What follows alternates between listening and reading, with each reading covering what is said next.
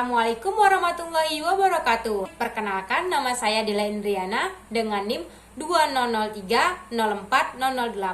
Saya dari Fakultas Pertanian, Program Studi Agribisnis Universitas Sumatera Utara. Baiklah, pada video kali ini saya akan membahas mengenai materi pengenalan ISO 31000. Apakah ISO 31000?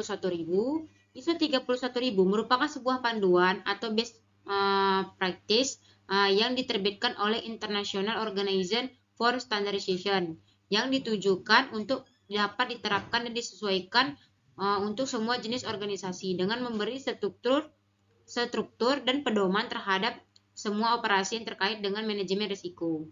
Kemudian, apa sih tujuan dari ISO 31000? Yaitu ISO 31000 dibuat untuk membantu organisasi mencapai tujuan organisasi dengan dapat mengidentifikasi peluang serta ancaman secara efektif dengan menggunakan sumber daya yang ada untuk menangani risiko tersebut. ISO 31000 diterapkan pada organisasi di saat suatu organisasi membandingkan praktik manajemen risiko terhadap tolak ukur yang diakui secara internasional. Rinciannya, ISO 31000 ini digunakan di saat 3 tahapan. 1. Menciptakan rencana dan aktivitas ISO 31000, di mana menuntut dibentuknya program manajemen risiko yang rutin dan berkala. Standarisasi membantu organisasi dalam menjabarkan semua pilihan yang berkaitan dengan pelaksanaan rencana, kerangka kerja, dan proses. Standarisasi ISO 31000 menuntut organisasi untuk mengupayakan terbentuknya suatu proses pelaksanaan rencana dan pilihan apa saja yang tersedia. ISO 31000 menuntut membentukkan proses analisis risiko, solusi, dan pelaksanaan rencana, dan juga pengawasan aktivitas manajemen risiko yang berkelanjutan. 2. Mengimplementasikan risiko tersebut.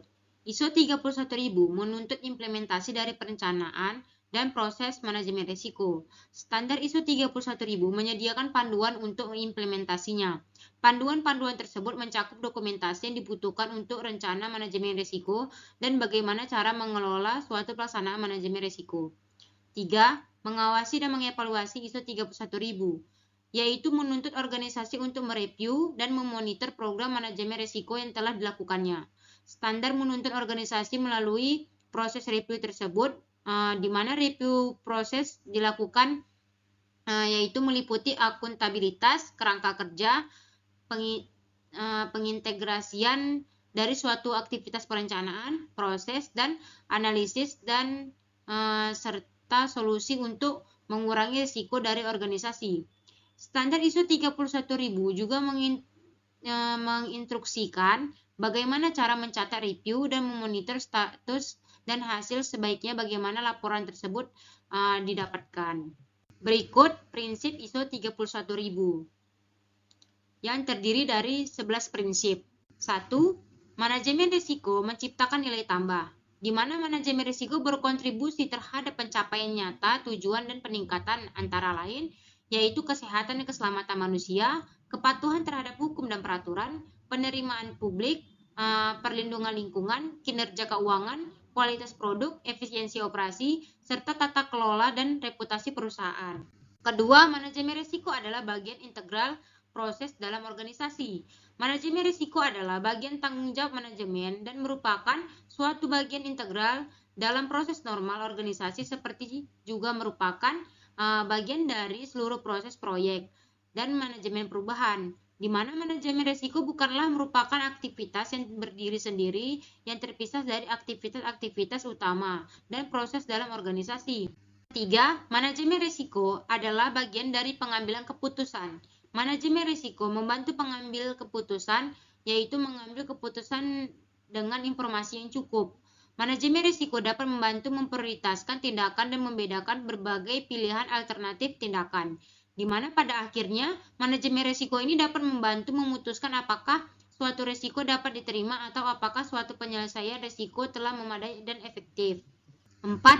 Manajemen risiko sebagai eksplisit menangani masalah ketidakpastian, yaitu secara eksplisit mengatasi ketidakpastian. Manajemen risiko menangani aspek-aspek pengambilan keputusan, sifat alami dari pengambilan keputusan, dan bagaimana cara penanganannya. 5. 5. Manajemen risiko bersifat sistematis, terstruktur, dan tepat waktu. Suatu pendekatan sistematis, tepat waktu, dan manajemen terstruktur terhadap risiko memiliki kontribusi terhadap efisiensi dan hasil yang konsisten, dapat dibandingkan serta handal. 6. Manajemen risiko berdasarkan informasi terbaik yang tersedia.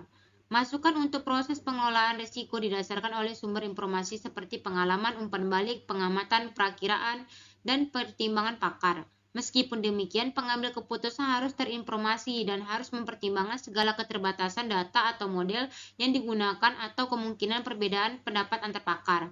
7. Manajemen risiko dibuat sesuai kebutuhan. Manajemen risiko diselaraskan dengan konteks eksternal dan internal organisasi serta profil risikonya. 8. Manajemen risiko memperhitungkan faktor manusia dan budaya. Manajemen risiko organisasi mengakui kapabilitas, persepsi, dan tujuan pihak-pihak eksternal dan internal yang dapat mendukung atau malah menghambat pencapaian tujuan organisasi. 9. Manajemen risiko bersifat transparan atau inklusif. Pelibatan para pemangku kepentingan, terutama pengambilan keputusan dengan sesuai dan tepat waktu pada semua tingkatan organisasi, memastikan manajemen risiko tetap relevan dan mengikuti perkembangan.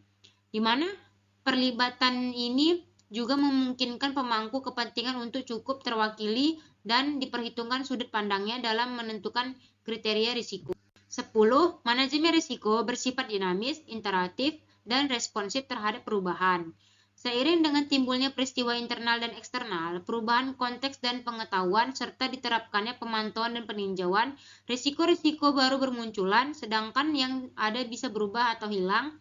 Itu dikarenakan adanya suatu organisasi harus memastikan bahwa manajemen risiko terus-menerus memantau dan menanggapi perubahan. 11. Manajemen risiko memfasilitasi perbaikan dan pengembangan keberlanjutan organisasi. Organisasi harus mengembangkan dan mengimplementasikan strategi untuk memperbaiki kematangan manajemen risiko yang mereka bahas bersama, yaitu aspek-aspek lainnya dalam organisasi mereka. Demikianlah yang dapat saya jelaskan dari materi tersebut. Saya akhiri. Assalamualaikum warahmatullahi wabarakatuh.